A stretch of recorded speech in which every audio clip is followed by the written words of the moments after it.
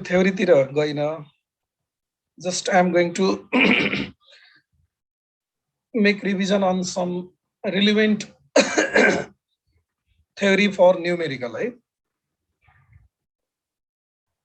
मलाई अस्ति भने अनुसार चाहिँ यो क्याश फ्लो क्याल्कुलेसनमा अलिकति प्रब्लम भइरहेछ भन्ने कुरो गरेको थियो.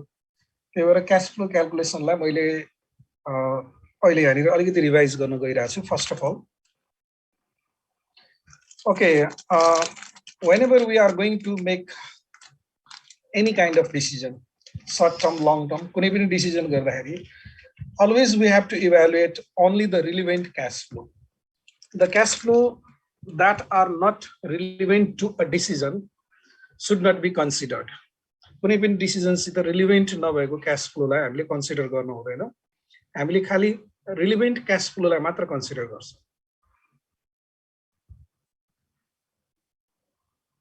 अब in terms of capital budgeting भन्ने हो भने कुनै पनि फाइनान्शियल डिसिजन मेकिङमा हाम्रो डिसिजनको लागि बेसिक भेरिएबल भनेको कस्ट र बेनिफिट हो. हामीले कस्ट र बेनिफिटको कम्पेयर गर्छौं र कस्ट र बेनिफिटलाई क्याश फ्लोको टर्म्समा मेजरमेन्ट गरिन्छ हैन.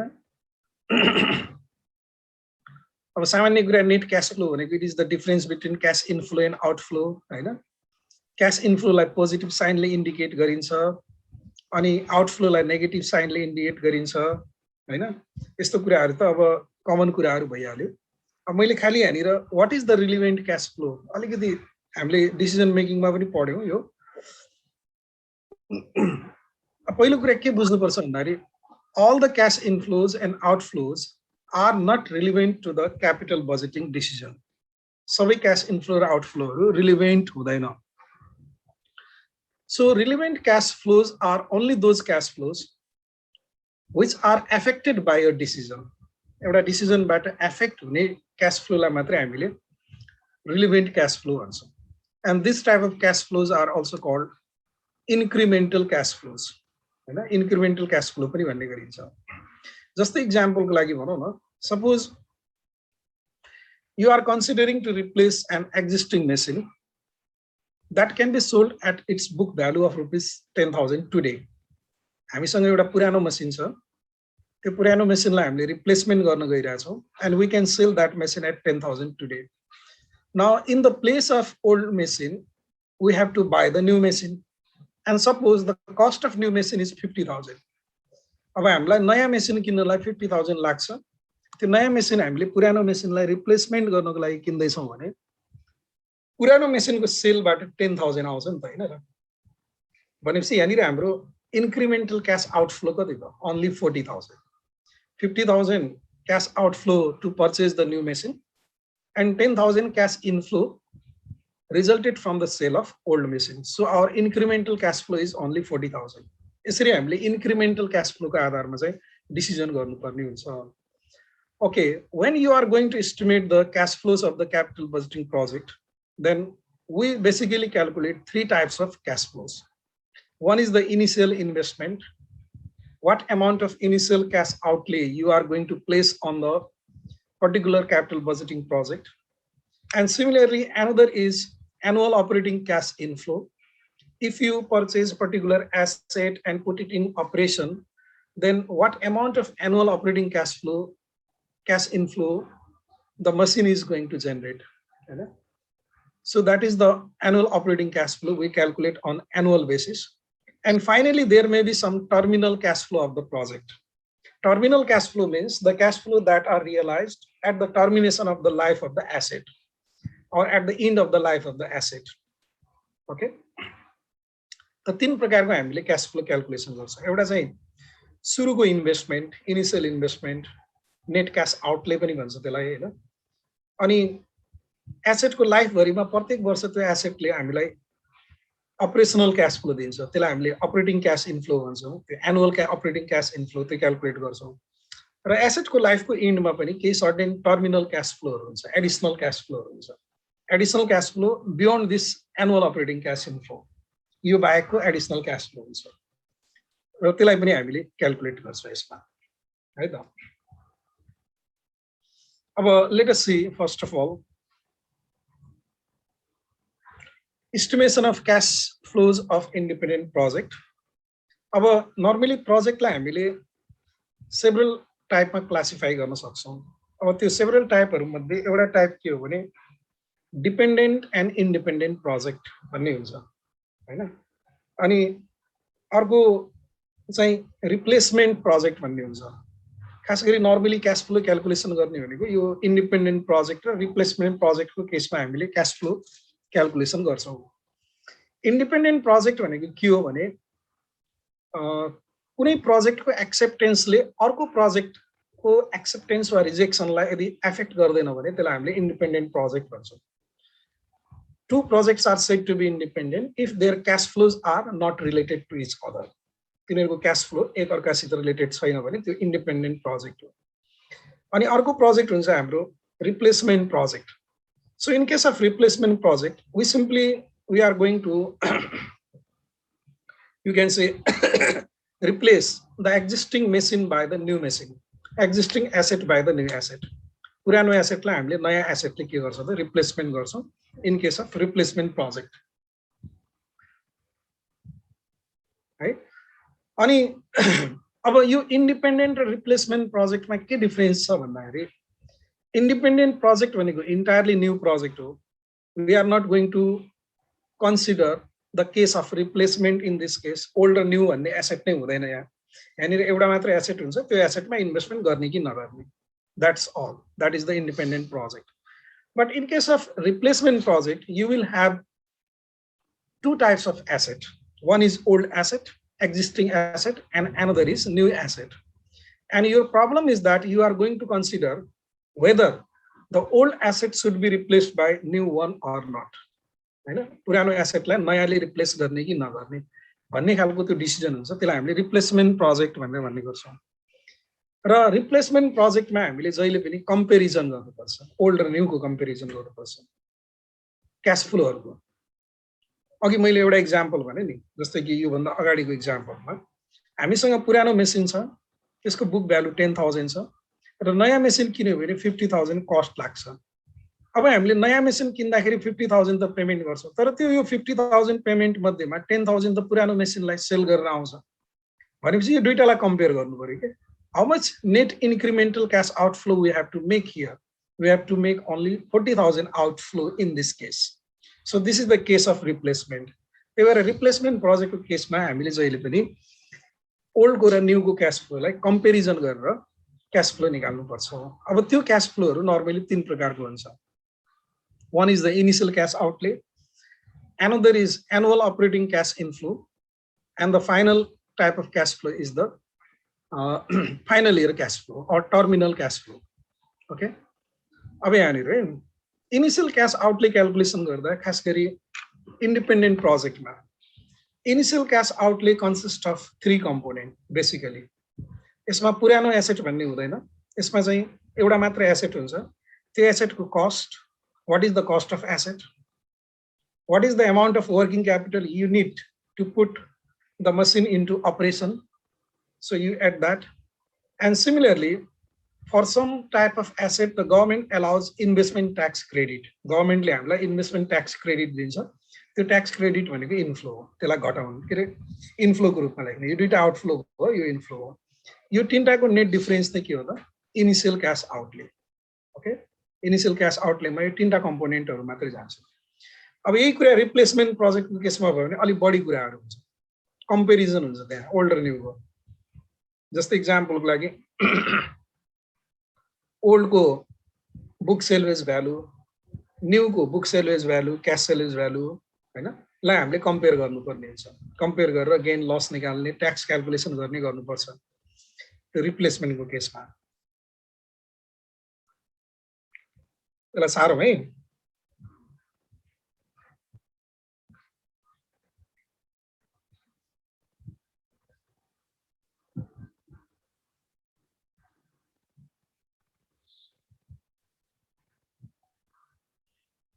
ल अर्कोमा जाउँ। अब estimation of operating cash flows of the project. Operating cash flow of the project are those that result from the investment in project and continue until the firm disposes such project. हामीले जस्तै कुनै asset किन्यौँ, त्यो एसेटको एउटा life हुन्छ, मानौ 5 इयर्सको life छ। हामीले एसेट किनेर 5 वर्षसम्म त्यो एसेटलाई चलाउँछौँ, युज गर्छौँ। त्यो एसेटको युजबाट हामीले प्रोडक्सन गर्छौँ, सेल्स गर्छौँ, त्यसबाट रेगुलर इन्कमहरू एनुअल रूपमा हुन्छ। त्यही भएर त्यो कुनै पनि एसेट वा कुनै पनि प्रोजेक्टको डे टु डे अपरेसनबाट, रेगुलर अपरेसनबाट रिजल्टेड हुने क्यास फ्लोलाई हामीले के भन्छौँ? अपरेटिङ क्यास फ्लो भनेर भन्छौँ। र यो अपरेटिङ क्यास फ्लो जेनरली हामीले एनुअल रूपमा क्यालकुलेसन गर्छौँ। अब यसमा के गर्ने भन्दाखेरि एनुअल सेल्समा हामीले क्यास अपरेटिङ एक्सपेन्सेसलाई घटाउने, त्यसलाई हामीले earning before depreciation and tax भन्छौँ। क्यास अपरेटिङ एक्सपेन्सेस घटाएपछि अनि फेरि डिप्रिसिएसन घटाउँछौँ, अर्निङ बिफोर ट्याक्स आउँछ। अनि अर्निङ बिफोर ट्याक्समा हामीले कर्पोरेट ट्याक्स घटाउँछौँ गिभन रेटमा। त्यसपछि नेट इन्कम आउँछ। नेट इन्कम भनेको अर्निङ आफ्टर ट्याक्स, र अर्निङ आफ्टर ट्याक्समा हामीले फेरि यो डिप्रिसिएसनलाई एड गर्छौँ है।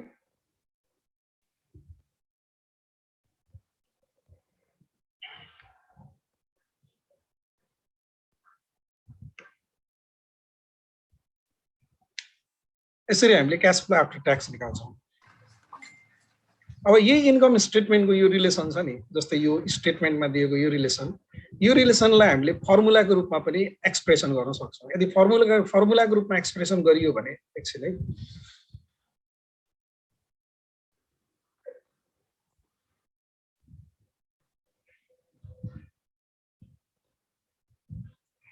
यिनीहरू अहिलेसम्म आउँदैछन् यार ठाउँमा।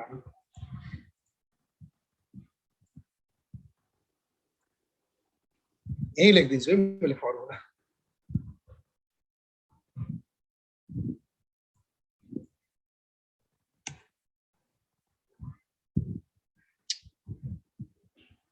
यहाँनिर लेखौँ है त। जस्तै यो क्यास फ्लो आफ्टर ट्याक्स निकाल्नु पर्यो भने हामीले होइन, क्यास फ्लो आफ्टर ट्याक्स यसरी पनि निकालिन्छ। यदि कस्तो कन्डिसनमा भने यदि प्रत्येक वर्षको सेल्स डिप्रिसिएसनहरू बराबर छ भने हामीले डाइरेक्ट फर्मुलाबाट क्यालकुलेट गर्न सक्छौँ। क्यास फ्लो आफ्टर ट्याक्स भनेको earning before depreciation and tax multiplied by 1 minus tax rate अनि प्लस गर्ने डिप्रिसिएसन इन्टु ट्याक्स रेट गर्ने। यो फर्मुला एप्लाई गरेर पनि गर्न सकिन्छ। Same thing we can do by this है। यसरी गर्नु र यो इन्कम स्टेटमेन्ट बनाएर गर्नु र यसरी गर्नु एउटै हो। एनुअल अपरेटिङ क्यास फ्लो निकाल्दाखेरि। तर एउटा कुरा है, हाम्रो धेरै जसो क्वेसनहरू कस्तो छ भने यो एनुअल अपरेटिङ क्यास फ्लो चाहिँ निकाल्न नपर्ने खालको क्वेसन एक्जाममा सोध्छ, किनभने त्यो पनि निकाल्न दियो भने क्वेसन एकदमै लेन्दी हुन्छ, बहुत लामो लामो क्वेसन हुन्छ यसको। अनि probability distribution of cash flow हामीले युज गर्छौँ। Probability distribution of cash flow use गर्दाखेरि हामीले यो एनुअल क्यास फ्लो चाहिँ गिभन नै युज गर्छौँ, जुन चाहिँ क्वेसनमा दिएको हुन्छ। त्यही भएर यसमा त्यति प्रब्लम चाहिँ नहोला है। बेसिकली हामीले ख्याल गर्नुपर्ने यो इनिसियल क्यास फ्लो क्यालकुलेसन गर्ने कुरालाई मात्र अलिक बढी फोकस गर्ने हो। अनि अर्को चाहिँ हाम्रो टर्मिनल इयरको क्यास फ्लो। टर्मिनल इयरको क्यास फ्लो भनेको जस्तै कि यसमा के सर्टेन कुराहरू आउँछ, जस्तै एनुअल अपरेटिङ क्यास फ्लो भनेको योभन्दा अगाडि हामीले जुन क्यालकुलेट गर्छौँ यसैलाई भनेको। यो क्यास फ्लो टर्मिनल इयरमा पनि रियलाइज हुन्छ, फाइनल इयरमा पनि। तर यो क्यास फ्लोको साथसाथै सर्टेन एडिसनल क्यास फ्लोहरू पनि त्यहाँनिर रियलाइज हुन्छ। जस्तै एडिसनल क्यास फ्लोमा यो वर्किङ क्यापिटल रिलिज हुने, सुरुमा हाम्रो वर्किङ क्यापिटल टाइड अप भएको छ, इन्भेस्टमेन्ट भएको छ भने त्यो एसेटको लाइफ सकेपछि त्यो एसेटको लागि हामीले थपेको वर्किङ क्यापिटल पनि के हुन्छ? रिलिज हुन्छ। यो के हुने भयो? क्यास इन्फ्लो हुने भयो। Sorry, cash inflow.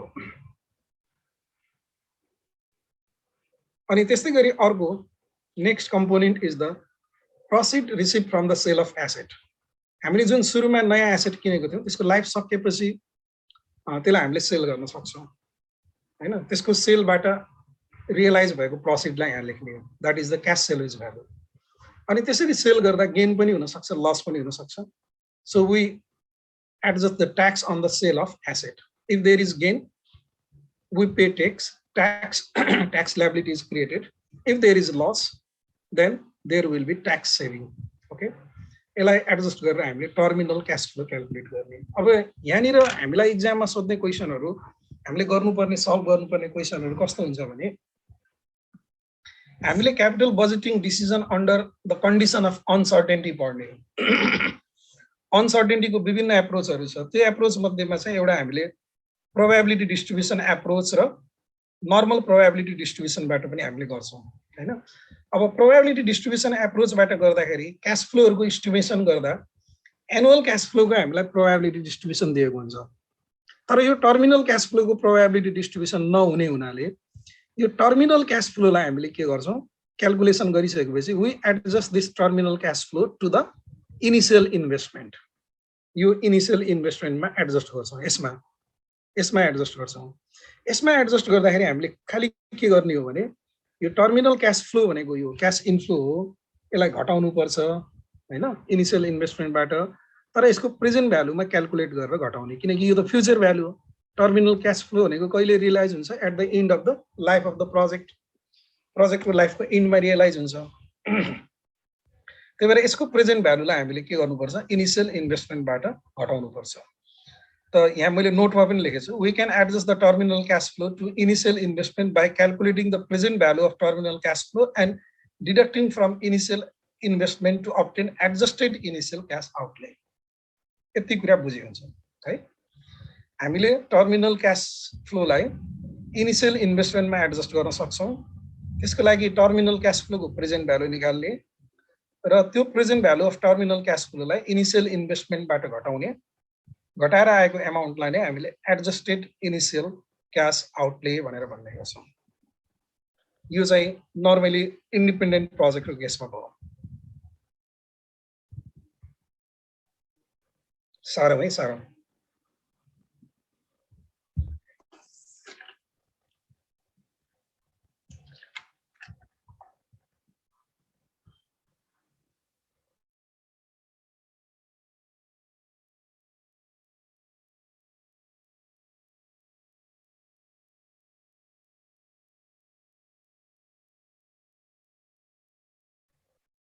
भयो होला हैन अगाडि बढौँ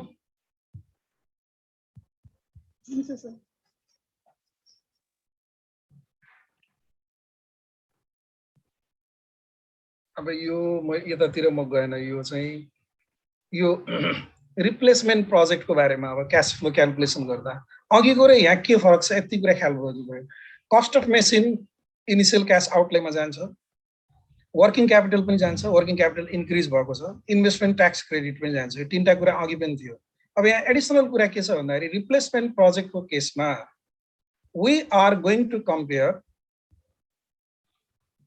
new machine and old machine त्यही भएर यो न्यू मेसिन किन्ने डेटमा ओल्ड मेसिनलाई हामीले रिप्लेसमेन्ट गर्दैछौँ त्यो ओल्ड मेसिनको एउटा मार्केट भ्यालु हुन्छ त्यसलाई बेचेर आउने मार्केट भ्यालु त्यो मार्केट भ्यालुलाई इनफ्लोको रूपमा देखाउने र यसरी बेच्दाखेरि त्यहाँनिर प्रफिट अर लस हुन सक्छ ट्याक्स लायबिलिटिज हुन सक्छ वा ट्याक्स सेभिङ हुन सक्छ त्यसलाई पनि हामीले यहाँनिर एडजस्ट गर्ने यति मात्र फरक हुन्छ अरू केही हुँदैन यो भयो भने यो इनिशियल क्याश आउटले आउँछ यो इनिशियल क्याश आउटले भनेको यो इन्क्रिमेन्टल हो है ख्याल गरौँ मैले यहाँ इन्क्रिमेन्टल भन्ने टर्मिनोलोजी लेखा छैन तर रिप्लेसमेन्टको केसमा जहिले पनि इन्क्रिमेन्टल हुन्छ इन्क्रिमेन्टल किन भयो भन्दाखेरि ओल्डको बुक भ्यालु क्याश भ्यालुलाई पनि हामीले यहाँनिर एडजस्ट गर्यौँ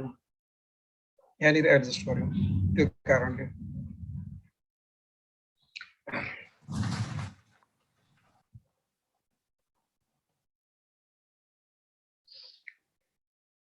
ल यसलाई सारौँ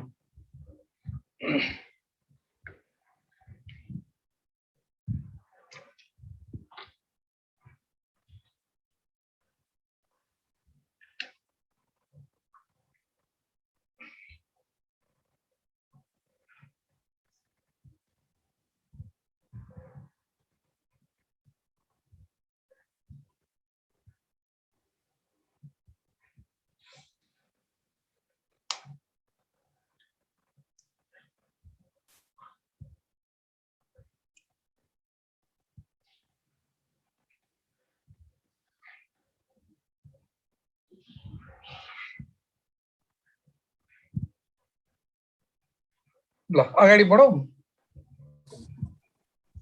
अब हेरौँ यहाँ यो एनुअल अपरेटिङ क्याश फ्लोजहरु क्याल्कुलेट गर्दा पनि हामीले के गर्छौं भन्दाखेरि विथ रिप्लेसमेन्ट र विदाउट रिप्लेसमेन्ट भनेको यो के भन्दाखेरि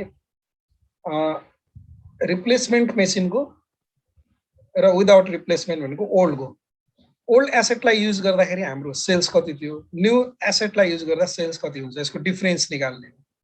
अब यसरी तीनटा कलम बनाएर डिफरेन्स निकालिरहनु पर्दैन, हामीले डाइरेक्ट कम्पेरिजन गरेर लेखे पनि हुन्छ।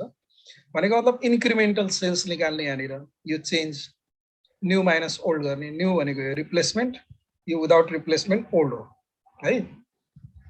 अनि अपरेटिङ कस्टको पनि इन्क्रिमेन्टल निकाल्ने, अनि यो आउँछ incremental earning before depreciation and tax आउँछ, अनि डिप्रिसिएसन पनि इन्क्रिमेन्टल निकाल्ने, न्यू माइनस ओल्ड गर्ने, अनि ट्याक्स घटाउने, त्यसपछि फाइनली डिप्रिसिएसन जोड्ने। अघिकै फर्मेट हो, खालि यसमा ओल्ड र न्यूको लागि यसरी देखाउन सकिन्छ, तर यति डिटेलमा गर्नु पर्दैन। यो मैले खालि सजिलोको लागि मात्र देखेको, हामीले यो चेन्जलाई मात्र देखाएको हुन्छ है।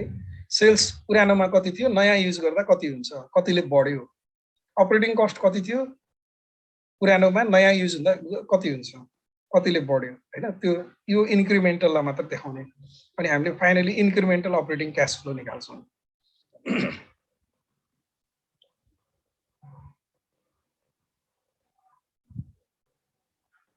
अब तर यो annual operating cash flow calculation गर्ने खालको क्वेसन दिँदैन, त्यही भएर यसलाई त्यति धेरै टाइम लस नगरौँ। खास गरी टर्मिनल क्याश फ्लो र इनिसियल क्याश फ्लो मात्र हो हामीले गर्ने।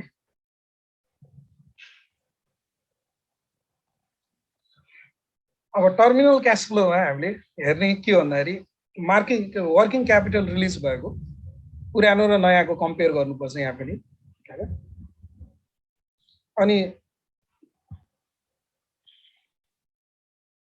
मार्केट सेल्वेज भ्यालु भनेको क्यास सेल्वेज भ्यालु, यो पनि पुरानो र नयाँको कम्पेरिजन गर्नुपर्छ हैन। नेट भनेको के भन्दाखेरि ट्याक्स कटाइसकेपछि पुरानो र नयाँको कम्पेयर गरेर लेख्ने हो, खालि यति कुरा बुझे हुन्छ अहिलेलाई है। अब त्यो कसरी कम्पेरिजन गरिन्छ हामीले एउटा न्युमेरिकलमा हेर्छौँ।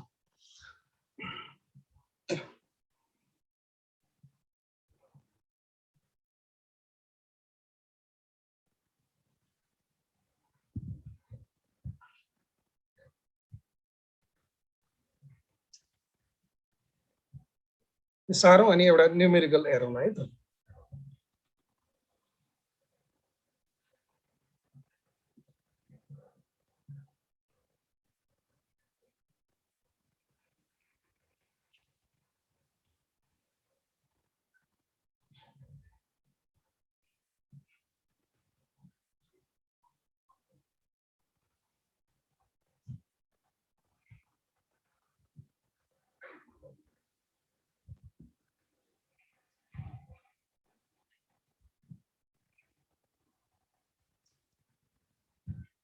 ल अब एउटा न्युमेरिकल हेरौँ है।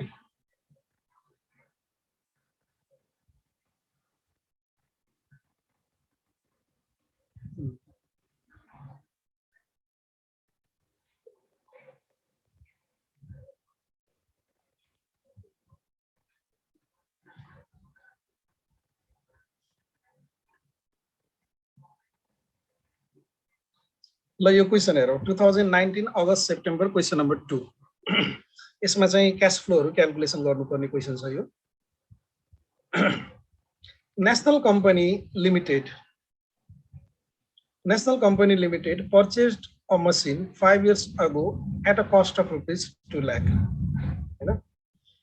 It had an expected life of 8 years at the time of purchase and expected book service value of ₹20,000 at the end of year. It is being depreciated by straight line method. A new machine can be purchased for ₹6 lakh.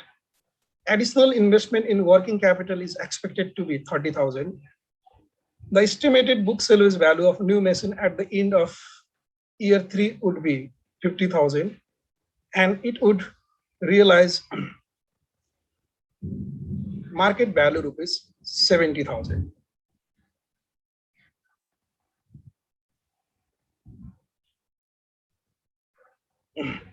यहाँनिर क्वेसनले भनेको कुरा simply हामीले हेरौँ है। अब यो हामीलाई year 1 को, इयर 2 को, इयर 3 को क्याश फ्लोहरूको प्रोबेबिलिटी डिस्ट्रिब्युसन दिएको छ, ठीक छ। cost of capital is 15% भनेको छ and risk-free rate of return is 6%. Assume the probability distribution of cash flow for future period are independent. यो dependent र independent cash flow को केस हुन्छ हैन फ्युचर पिरियड को क्याश फ्लो चाहिँ independent छ भनेर मान्ने अब यसमा पहिला मैले खास इलस्ट्रेट गर्न खोजेको यो initial investment adjusting final year effect final year को इफेक्टलाई एडजस्ट गरेर इनिशियल इन्भेस्टमेन्ट क्याल्कुलेसन गर्ने भनेर भनेछ यसमा फाइनल इयर को इफेक्ट भनेको टर्मिनल क्याश फ्लोलाई इनिशियल इन्भेस्टमेन्टमा एडजस्ट गर्ने है अब जस्तै कि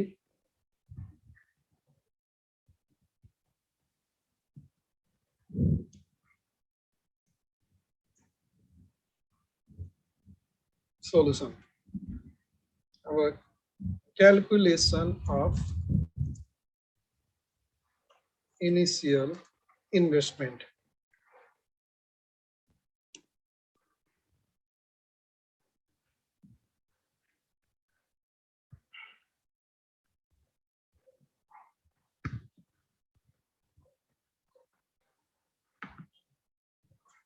like it here right अब इनिशियल इन्भेस्टमेन्ट क्याल्कुलेसन गर्दा मैले एउटा टेबल बनाऊ है यहाँ टेबलमा गरौँ सजिलो हुन्छ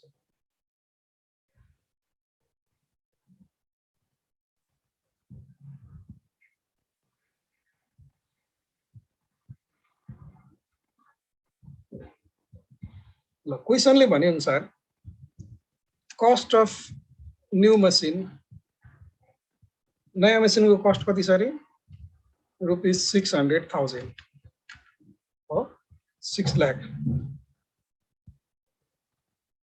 अनि त्यसपछि कम्पनीले वर्किङ क्यापिटलमा पनि खर्च गर्नुपर्छ क्वेशनमा हेरौँ है सबैले जस्तै कि यहाँ वर्किङ क्यापिटलमा कति खर्च गर्नुपर्छ a new machine can be purchased for 6 lakh additional investment in working capital is expected to be 30,000 भनेको छ हैन the additional investment in working capital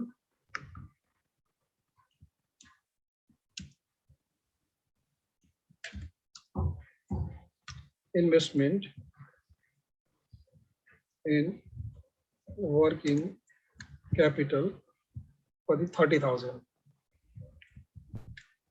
यो हो यसलाई यसो गरौँ है आउटफ्लो को रूपमा देखाउँ यो आउटफ्लो हो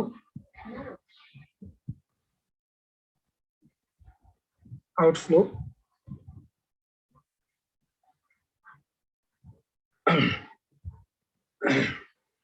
अब यहाँनिर हेरौँ है यसमा क्वेशनले के भनेको छ भन्दाखेरि national company limited purchase a machine 5 years ago at a cost of 2 lakh 5 वर्ष अगाडि 2 लाखमा किनेको थियो हैन अनि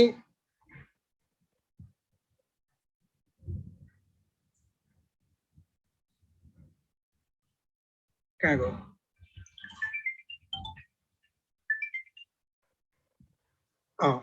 यही हो अब हेरौँ है 5 वर्ष अगाडि 2 लाख रुपैयाँमा यो किनेको थियो अब यहाँनिर हामीलाई additional working investment in working capital is 30 the estimated book salvage value of new machine at the end of the year 50,000 र मार्केट भ्यालु 70,000 भनेर दिएको छ न्यू को दिएको छ के यो न्यू को कहिलेको दिएको छ टाइम ख्याल गर्नुपर्छ आजको हो कि फाइनल इयर को यो चाहिँ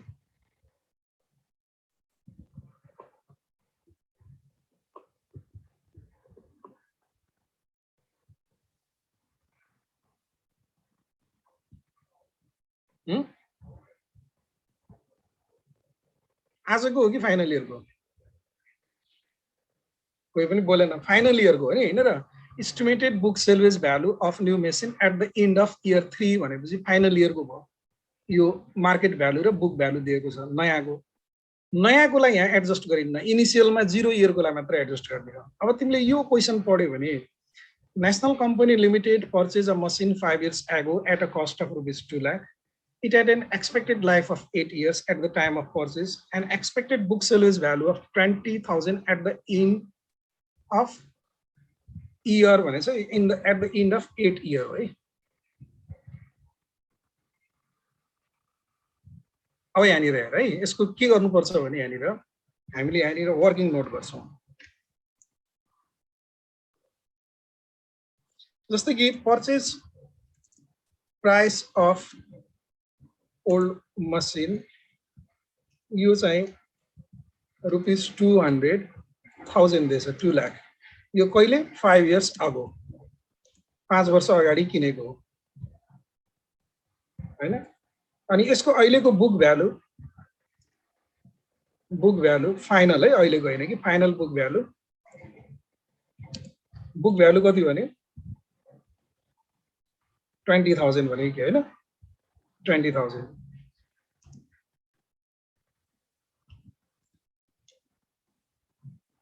यो मेसिनको टोटल लाइफ 8 years छ र यो मेसिनको रिमेनिङ लाइफ 3 years छ। यसलाई हामीले यसरी बुझ्नु पर्यो, किनकि यो मेसिन 5 वर्ष अगाडि किन्यो भनेपछि यसको रिमेनिङ लाइफ चाहिँ 3 वर्ष हुने भयो। अब यसको एनुअल डिप्रिसिएसन निकाल्दा, एनुअल डिप्रिसिएसन पुरानो मेसिनको है अन ओल्ड मसिन, पुरानो मेसिनको एनुअल डिप्रिसिएसन निकाल्दाखेरि एनुअल डिप्रिसिएसन भनेको के हुन्छ, पर्चेज प्राइस हैन minus book value. Book value पनि यहाँ दुई प्रकारको हुन्छ, एउटा फाइनल बुक भ्यालु हुन्छ, एउटा करेन्ट बुक भ्यालु हुन्छ। हामीले यहाँ देखाउने चाहिँ फाइनल बुक भ्यालु अनि डिवाइडेड बाइ लाइफ गरिन्छ हैन। यो गर्दाखेरि हाम्रो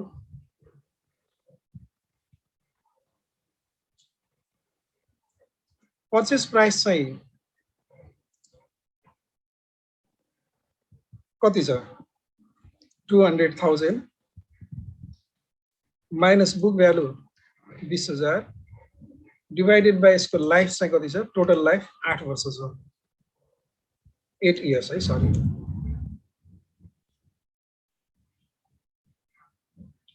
कति आउँछ त यो annual depreciation?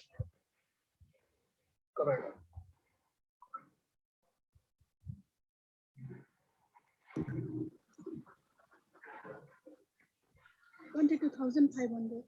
2 lakh minus 20,000 divided by 8 गर्दाखेरि 22,500 आउँछ।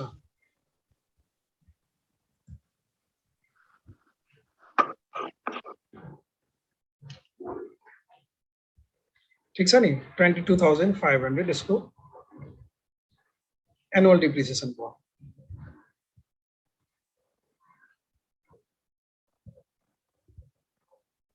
ल लेखौँ त।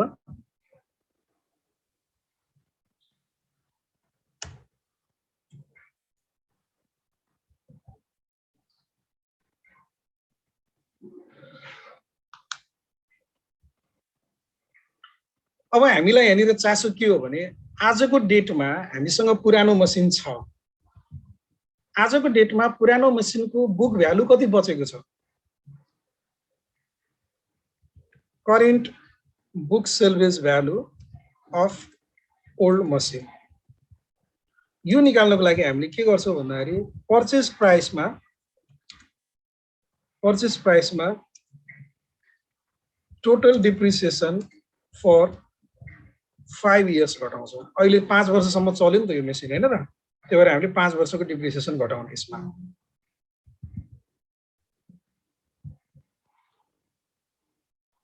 अब पर्चेज प्राइसको 200,000 minus total depreciation for 5 years भनेको कति हुने भयो, एक वर्षको डिप्रिसिएसन 22,500 इन्टु 5 years। यो सल्भ गर्ने, ल यसलाई निकालौँ त कति आउँछ, 87,500।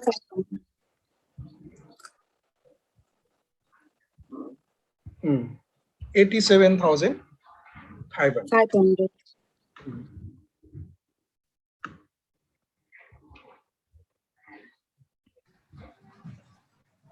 ल अब यहाँनिर यो करेन्ट बुक सेल्वेज भ्यालु, अब यसको करेन्ट क्याश भ्यालु कति छ ओल्ड मसिनको, करेन्ट क्याश भ्यालु थाहा छ हामीलाई क्वेशनमा, क्वेशनमा हेरौँ त राम्ररी। हामीले देखाउने चाहिँ क्याश भ्यालु हो, बेचेर आउने भ्यालु। क्याश भ्यालु छैन यहाँनिर कहीँ पनि।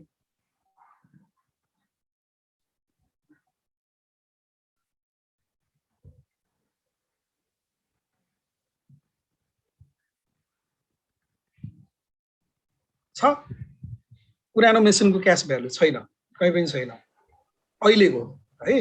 यो नयाँ मेसिनको दिएको छ तर कहिलेको दिएछ, 3 वर्ष पछिको दिएको छ, फाइनल इयरको दिएको छ। हामीलाई इनिसियल क्यास आउटले क्याल्कुलेसन गर्दा अहिलेको हेर्नुपर्छ, किनकि जिरो पिरियडको हेर्नु पर्यो हैन। त्यही भएर अब हामीले यहाँनिर एउटा एजम्पसन के बनाउनु पर्छ भन्दाखेरि, since current cash salvage value of the old machine is not given, we assume that current cash salvage value is equal to current book salvage value of the old machine.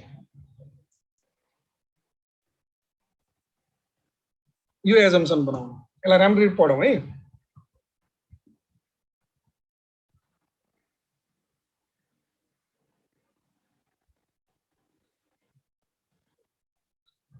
किन हामीले यो assumption बनायौं? Simple कुरा के हो भने cash salvage value दिएको छैन, कतिमा बेच्यो भन्ने दिएको छैन। त्यही भएर यस्तो अवस्थामा हामीले एउटा कमन कुरा के मान्न सक्छौं भन्दाखेरि, त्यो पुरानो मेसिनलाई आज नयाँ मेसिन किनेको डेटमा हामीले पुरानो मेसिनलाई त्यसको बुक भ्यालुमा नै बेच्न सक्छौं भन्ने एजम्पसन हो। ठीक छ नि? त्यही भएर current cash salvage value book salvage भ्यालुसित बराबर छ भन्ने हो। भनेपछि अब यहाँनिर हामीले यसको यो देखाउँदाखेरि के गर्छौं त, current cash salvage value of old machine यो देखाउने 87,500 हुन त यो 87,500 बुक सेल्वेज भ्यालु हो, तर अहिलेको क्याश सेल्वेज भ्यालु नदिएको हुनाले हामीले के एजम्पसन गर्यौं, यसलाई त्यसको बुक भ्यालुमा नै बिक्री गर्न सकिन्छ, बुक भ्यालु बराबरको भ्यालुमा नै बिक्री गर्न सकिन्छ भन्ने हाम्रो एजम्पसन भयो। त्यही भएर हामीले बिक्री गरेर 87,500 आउँछ। अब यसमा हेरौँ त ट्याक्स एडजस्टमेन्ट के हुन्छ।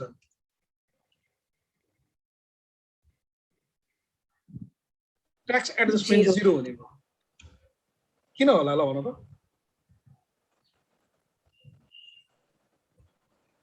Since current cash salvage value is equal to current book salvage value. नाफा पनि भएन घाटा पनि भएन, त्यही भएर यो 0 भयो। ठीक छ नि? अब यो आइटमहरुलाई मैले यहाँ अलिकति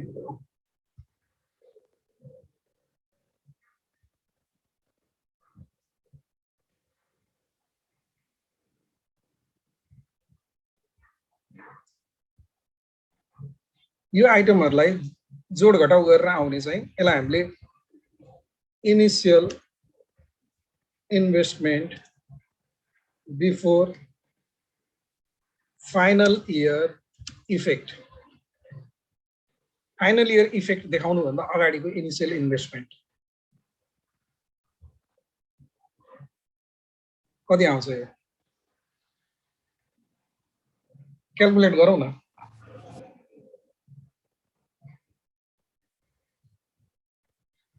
यो आउँछ 5,42,500 हैन।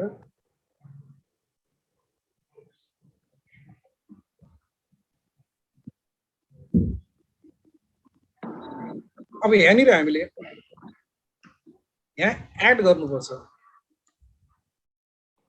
किनकि क्याश इन्फ्लो भएकोले। Present value of final year इफेक्टलाई एड गर्ने।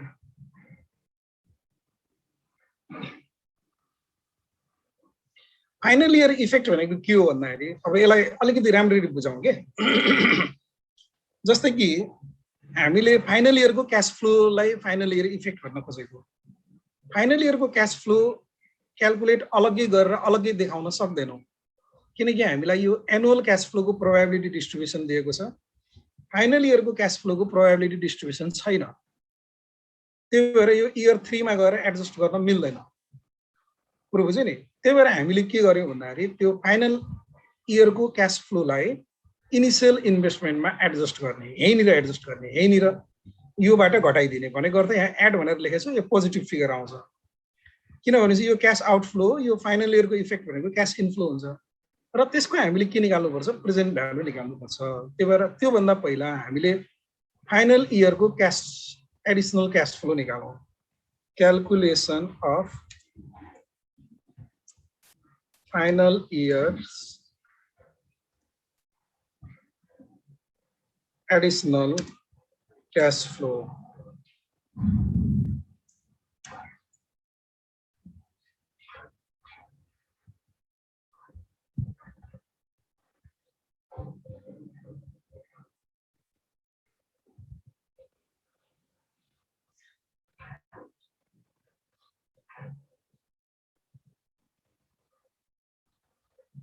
अब एकचोटि हेरौँ है सबैले।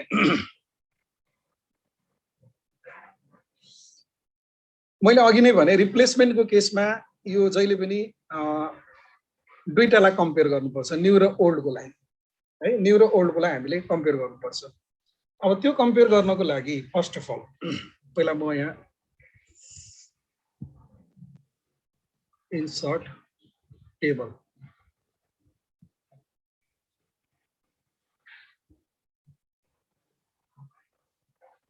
यसो गरौँ, यसो मात्रै गरौँ।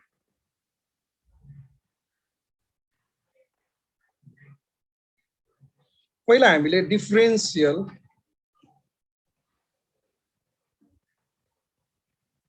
Cash salvage value in final year,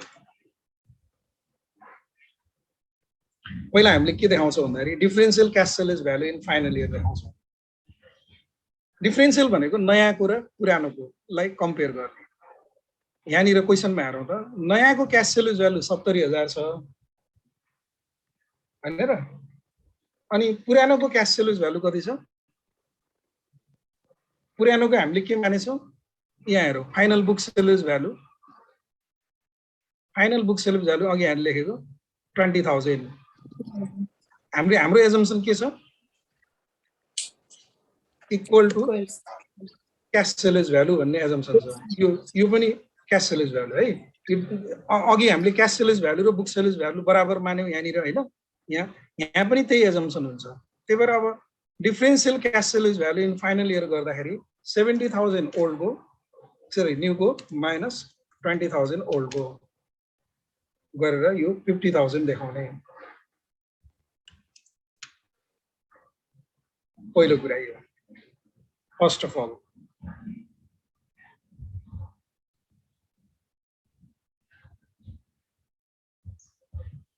अब अर्को हेरौँ है। अर्को के छ भन्दाखेरि यो क्यास सेलेज भ्यालु डिफरेन्शियलमा गेन पनि हुन सक्छ, लस पनि हुन सक्छ। अब हामीले डिफरेन्शियल बुक सेलेज भ्यालु यहाँनिर हेरौँ, जस्तै कि differential book salvage value in final year. Final इयरको बुक सेलेज भ्यालु न्यू र ओल्डको कति कति छ? न्यूको बुक सेलेज भ्यालु यहाँ अलग्गै दिएछ 50,000 दिएछ। ओल्डको बुक सेलेज भ्यालु त 20,000 न्यू, किनकि बुक र क्यासलाई हामीले बराबर मान्यौँ हैन र। त्यही भएर 50,000 रुपीस 50,000 माइनस रुपीस 20,000 गर्दाखेरि रुपीस कति आउने भयो? 30,000 आयो। अब यहाँनिर हामीले डिफरेन्शियल गेन निकाल्ने। डिफरेन्शियल गेन कति भयो त? Differential cash salvage value minus differential book salvage value गर्ने। क्यास सेलेज भ्यालु 50,000 अनि बुक सेलेज भ्यालु कति? 30,000।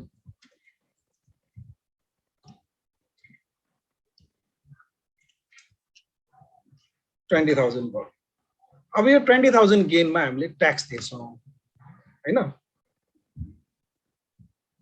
ट्याक्स लायबिलिटी हाम्रो कति हुने भयो 20,000 गेनमा ट्याक्स तिर्ने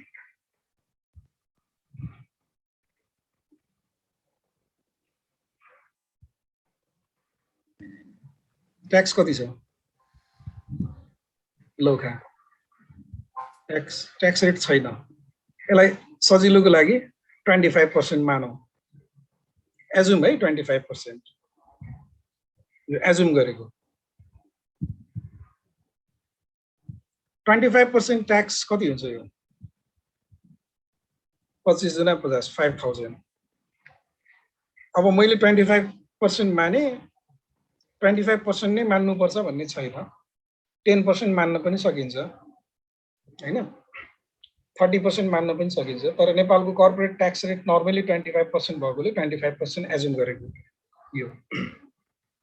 यो ट्याक्स लायबिलिटी भनेपछि क्याश आउटफ्लो भयो अब अर्को फाइनल कुरा चाहिँ यो जुन हामीले इनिशियल उसमा वर्किङ क्यापिटल बढेको छ नि यो इन्क्रिज भएको वर्किङ क्यापिटल चाहिँ फाइनल इयरमा यो के हुन्छ रिलिज हुन्छ यसलाई रिलिज भनिन्छ फुकुवा हुन्छ के सुरुमा बढेको थियो फाइनल इयरमा त्यो फुकुवा हुने हो working capital release in final year कति 30,000 यो क्याश इनफ्लो ल अब यसलाई सल्भ गरौँ त कति आउँछ फाइनल इयर्स सरी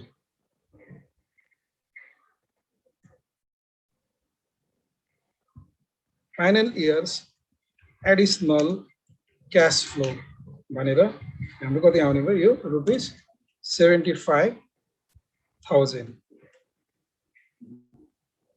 अब यही 75,000 लाई हामीले फाइनल इयर इफेक्टको प्रेजेन्ट भ्यालु भनेर यहाँनिर देखाउँछौँ 75,000 को यहाँ प्रेजेन्ट भ्यालु देखाउने present value of final year effect भनेपछि अब फाइनल इयर इफेक्ट हाम्रो 75,000 हो यसको प्रेजेन्ट भ्यालु इन्ट्रेस्ट फ्याक्टर कति पर्सेन्टले गर्ने ल यहाँनिर दुईटा रेट दिएको छ एउटा कस्ट अफ क्यापिटल दिएको छ अर्को रिस्क फ्री रेट दिएको छ कुन डिस्काउन्ट रेट युज गर्ने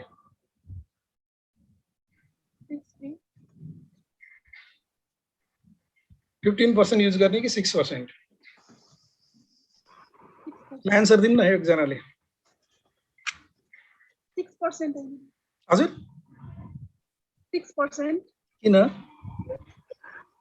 6% होला सर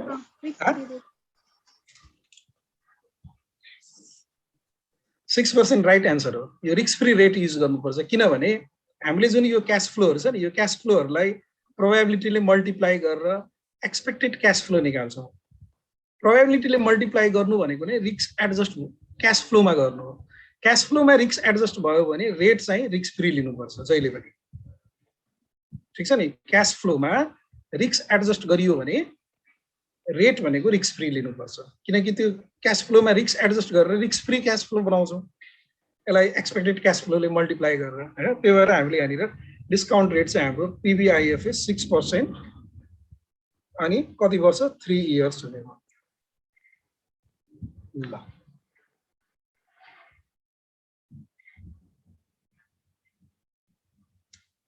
ल यो क्याल्कुलेट गरौँ त कति आउँछ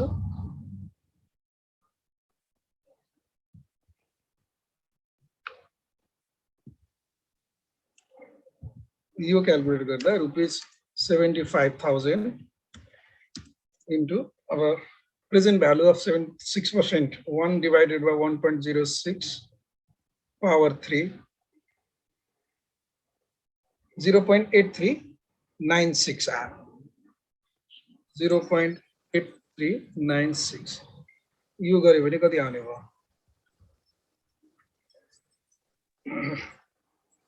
into 75,000 62,970 62,970 ल यसलाई घटाइदिउँ नेगेटिभ र यो पोजिटिभ गर्दाखेरि कति आउने हो 5,42,500 minus 62,970 4,79,530 यो आउँछ इनिशियल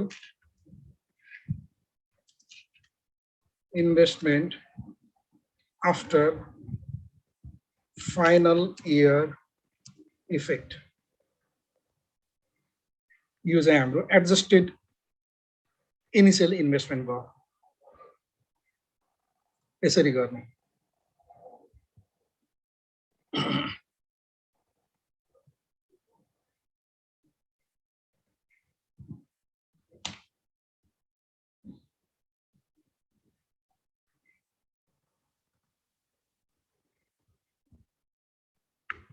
साह्रो है यो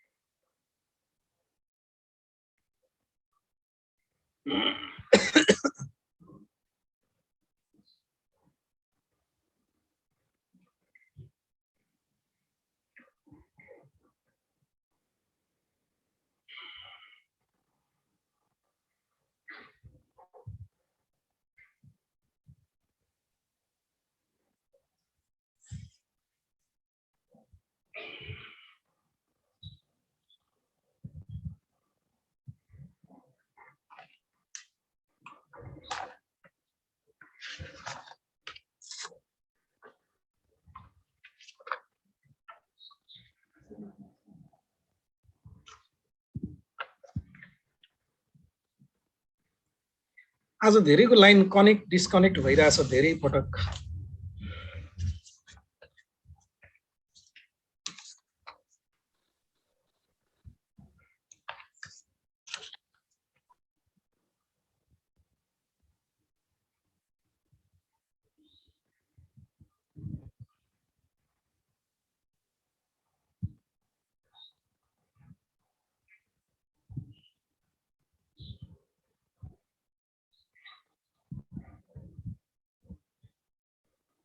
भयो हजुर सर ल अब यसमा अगाडि बढौँ है यसले वास्तवमा हामीलाई यो net present value of expected cash flow हैन standard deviation of expected cash flow अनि probability of NPV being less than 0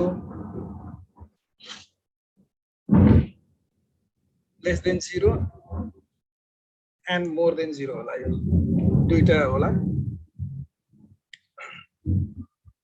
अनि probability of expected NPV being less than 1 lakh rupees 1 lakh है यो सोधेको छ हैन अब यो नर्मल प्रोबेबिलिटीको एप्रोच गर्नुपर्छ हैन अब त्यो भन्दा पहिला हामीले यो नेट प्रेजेन्ट भ्यालु निकाल्नु भन्दा पहिला यो क्याश फ्लोहरुको जति पनि यो प्रोबेबिलिटी डिस्ट्रिब्युसन दिएको छ त्यो प्रोबेबिलिटी डिस्ट्रिब्युसन अफ क्याश फ्लोको एक्सपेक्टेड भ्यालु र स्ट्यान्डर्ड डेभिएसन निकाल्नु पर्छ हामीले यहाँनिर पहिलो क्याल्कुलेसन त्यो गर्नु पर्यो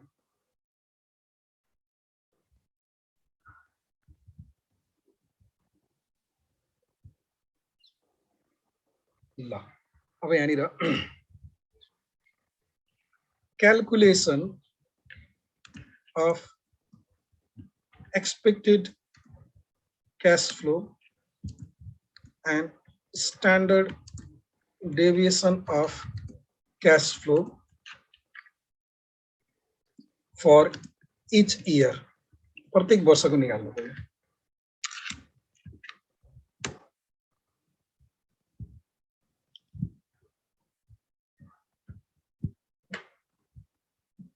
अब पहिला इयर 1 को गरौँ हैन इयर 1 को लागि मैले एउटा टेबल इन्सर्ट गर्छु है यहाँ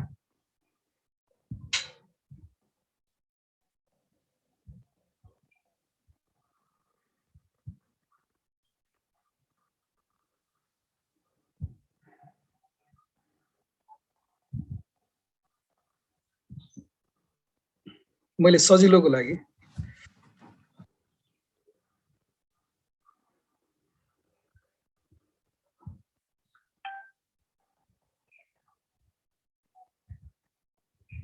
यो हेरौँ त 1,50,000 2 लाख 250 3 लाख छ हैन यो लेख्दाखेरि के हामीले स्ट्यान्डर्ड डेभिएसन पनि यही टेबलमा निकाल्ने हो यहाँ यो सबै फिगर लेख्यो भने के हुन्छ भने क्याल्कुलेसन एकदम युज हुन्छ त्यही भएर यो डेसिमल पछि हामीले डेसिमल पछि भन्दा यो चारवटा जिरो कमन लिन सकिन्छ नि सबैमा हैन 1,50,000 मा यो चारवटा जिरो 2 लाखमा चारवटा जिरो 2,50,000 मा चारवटा जिरो 3 लाखमा चारवटा जिरो कमन लिन सकिन्छ त्यही भएर यसलाई 1,50,000 को सट्टा यसलाई 15 मात्र देखाएको हुन्छ यसलाई 20 यसलाई 25 यसलाई 30 त्यसरी देखाउने है गर्दाखेरि अब क्याश फ्लो फर इयर 1 यसलाई ब्र्याकेटमा रुपिज इन 1 2 3 4 चारवटा जिरो भनेको है यो चाहिँ 15 20 25 र 30 क्याश फ्लो यसरी देखाउने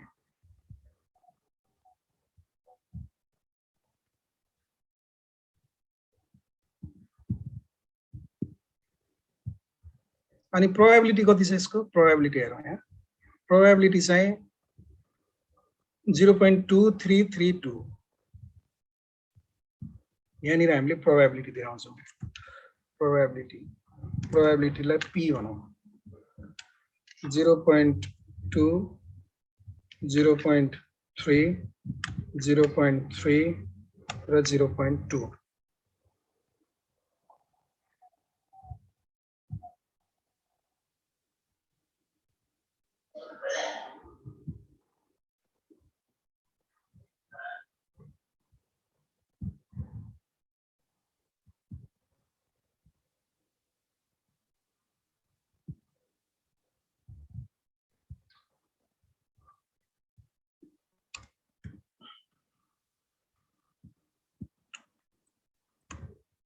ल अब हामीले के गर्छौं अब हामी प्रोबेबिलिटी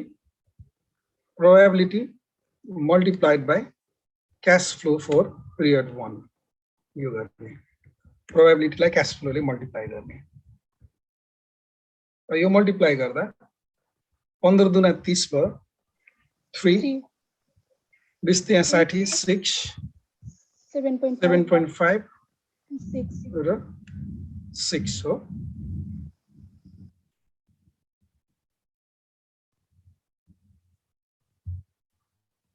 ल यसलाई टोटल गरौँ यसलाई टोटल गर्दा हाम्रो के आउँछ भने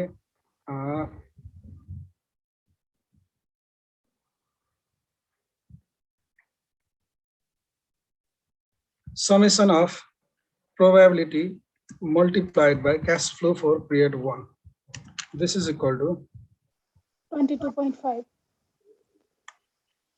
कति रे 22.5 22.5 यसैलाई अर्को शब्दमा हामीले के भन्छौं यसैलाई हामीले एक्सपेक्टेड क्याश फ्लो भन्छौं expected cash flow for period 1 यसरी लेख्न सकिन्छ है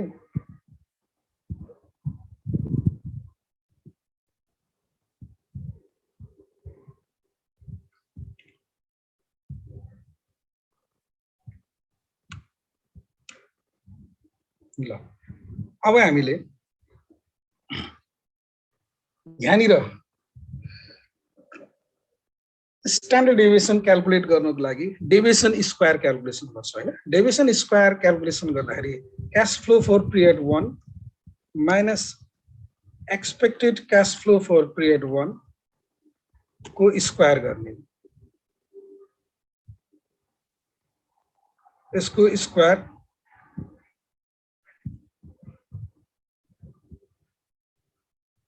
गरेर यसलाई प्रोबेबिलिटीले मल्टिप्लाई गर्ने है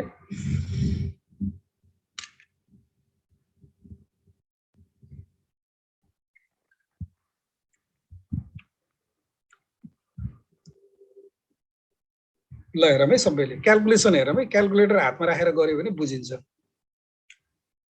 अब यहाँनिर यो क्याश फ्लोबाट एक्सपेक्टेड क्याश फ्लो घटाउने एक्सपेक्टेड क्याश फ्लो भनेको त 22.5 हो हैन अब क्यास फ्लो भनेको यिनीहरू 15 मा 22.5 घटाउने 15 मा 22.5 घटाउने जति आउँछ 7.5 माइनस आयो त्यसलाई स्क्वायर गर्ने स्क्वायर गरेर जति आउँछ त्यसलाई फेरि यो प्रोबेबिलिटीले मल्टिप्लाई गर्ने 0.2 ले इन्टु 0.2 गर्दाखेरि के भयो 15 माइनस 22.5 यति भयो स्क्वायर यति इन्टु 0.2 गर्दाखेरि यो 11.25 आउँछ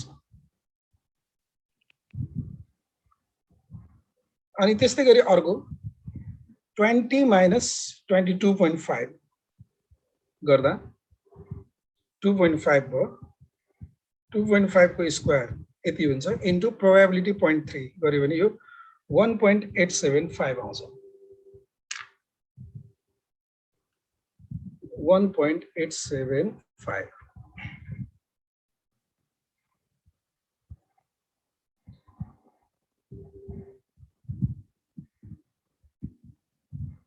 यो गरौँ त यो पनि 1.875 नै आउँछ 1.875 अनि यो 11.250 अब यसको टोटल गरिदिउँ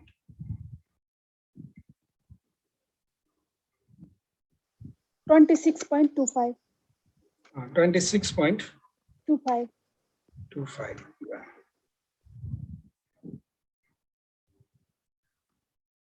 अब यसको यहाँ हामीले expected cash flow for year 1 यो भनेको expected cash flow for year 1 this is equal to 22.5 लेखा छ हैन हामीले यसलाई के गर्नु पर्यो भने 22.5 इन्टु रुपीस 10,000 गरिदिने किनभने हामीले 10,000 कमन लिएर गरेको थियौँ हैन 22.5 इन्टु 10,000 कति आउँछ त 2,25,000 रुपीस 2,25,000 अनि त्यस्तै गरी गएर हामीले standard deviation of cash flow standard deviation of cash flow यो हामीले क्याल्कुलेट गर्नु पर्यो अब स्ट्यान्डर्ड डेभिएसन भनेको year 1 को क्याश फ्लो को स्ट्यान्डर्ड डेभिएसन त्यही भएर हामीले यहाँनिर इन्सर्ट गरे मैले सिम्बल सिग्मा नरहेछ फेरि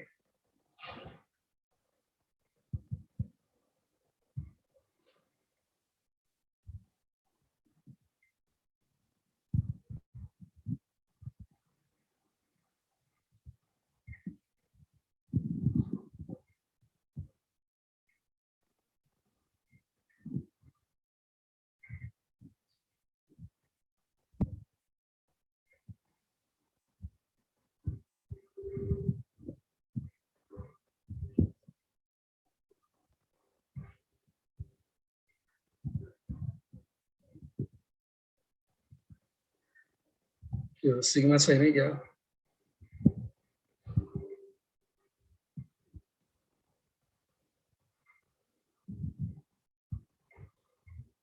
अरे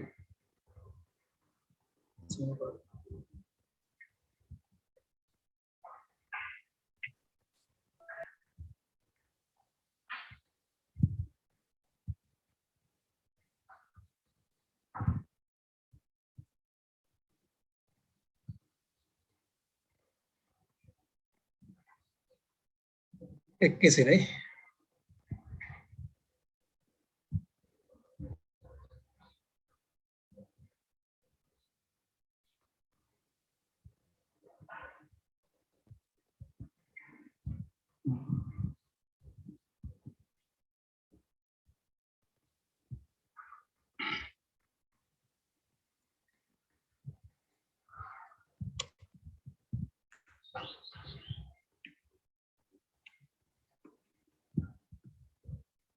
सिग्मा 1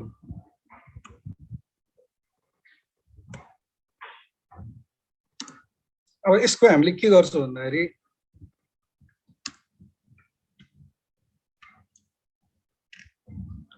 स्क्वायर रुट अफ यो गर्छौं हैन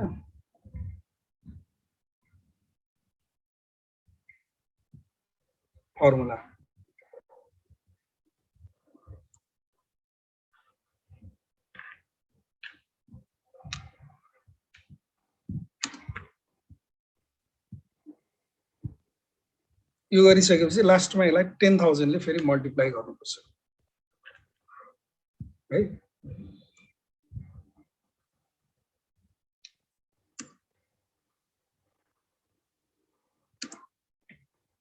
स्क्वायर रुट अफ यो भनेको कति रे 26.25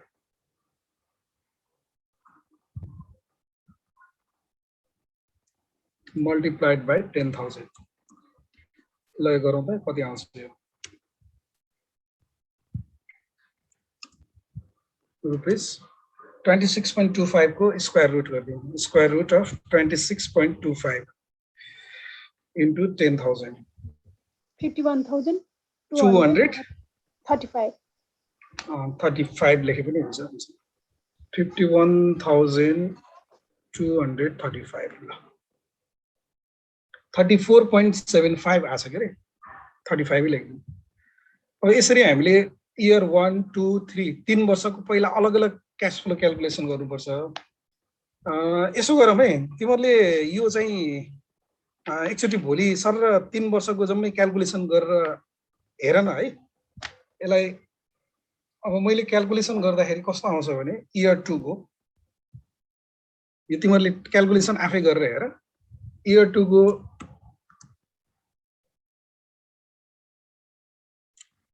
expected cash flow rupees 2,55,000 आउँछ सेम प्रोसेसबाट क्याल्कुलेसन गर्ने अनि स्ट्यान्डर्ड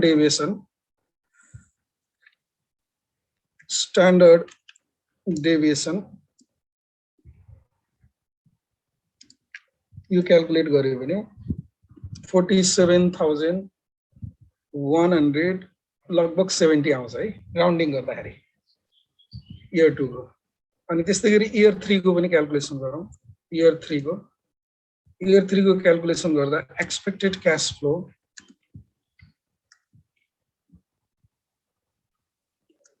$3,05,000 आउँछ र स्ट्यान्डर्ड डेभिएसन यसको 56,789 आउँछ यो ट्राई गरेर हेर्नु है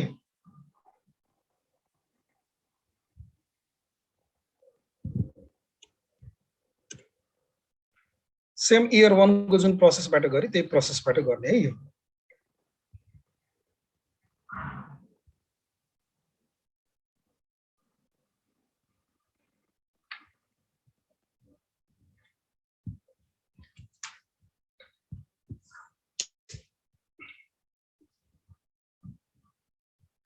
अब हामीलाई क्वेशन नम्बर 2 मा चाहिँ 2 मा हामीलाई सरी 2 मा चाहिँ 2 भनेको यसलाई भन्ने आछ net present value of expected cash flow निकाल्नु भनेछ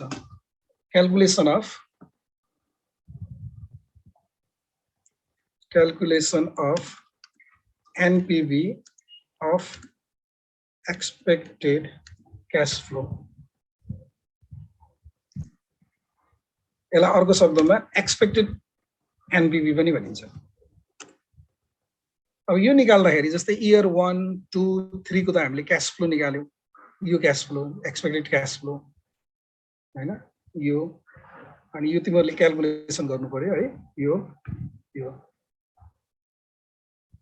यिनीहरुको प्रेजेन्ट भ्यालु निकाल्ने र त्यसमा चाहिँ हाम्रो इनिशियल कस्ट चाहिँ घटाउने जस्तै कि मैले एउटा टेबलमा गरौँ यसलाई insert table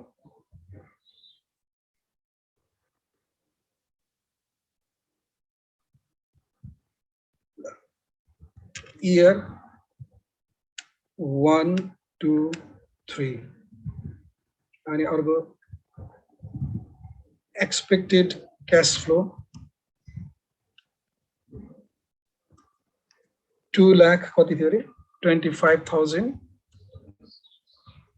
अनि इयर 2 को 2,55,000 हैन इयर 3 को चाहिँ 3,05,000 यति हो हैन अब यसलाई प्रेजेन्ट भ्यालु इन्ट्रेस्ट फ्याक्टरले मल्टिप्लाई गर्ने